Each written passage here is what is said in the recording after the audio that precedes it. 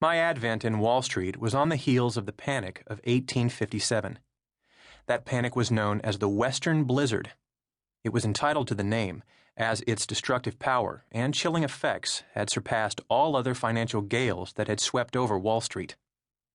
The first serious result of its fatal force was the failure of the Ohio Life and Trust Company, a concern of gigantic dimensions in those days. The company had an office in Wall Street, and on the announcement of the collapse, business became completely paralyzed. This failure was immediately followed by the suspension of many large firms that had withstood the shock of all ordinary collisions and had successfully weathered many financial storms. The panic was due in part to excessive importations of foreign goods, and also to the rapid construction of railroads, to a large extent on borrowed capital. There were other contributing causes.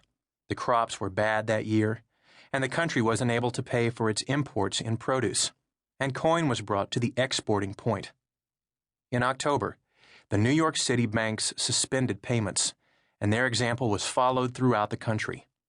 Bank credits had been unduly expanded everywhere, and the time had naturally arrived for contraction. It came with a bound, and financial disasters spread like a whirlwind, becoming general. The stock exchange had been a moderately growing concern for the 10 years previous to this calamity, and the securities there dealt in had been rapidly accumulating in number and appreciating in value.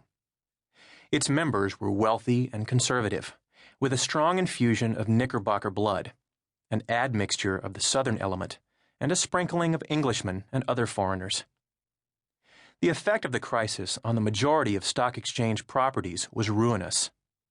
Prices fell 50% in a few days, and a large proportion of the board of brokers were obliged to go into involuntary liquidation.